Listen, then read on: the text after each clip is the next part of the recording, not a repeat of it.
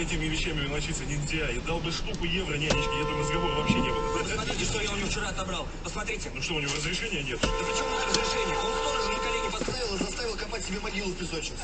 Слушайте, ну идиот, да? Ну нельзя же своими руками. Сказал бы батя бы все организовал. Что? Вы не представляете, что он творит. Он каждый тихий час...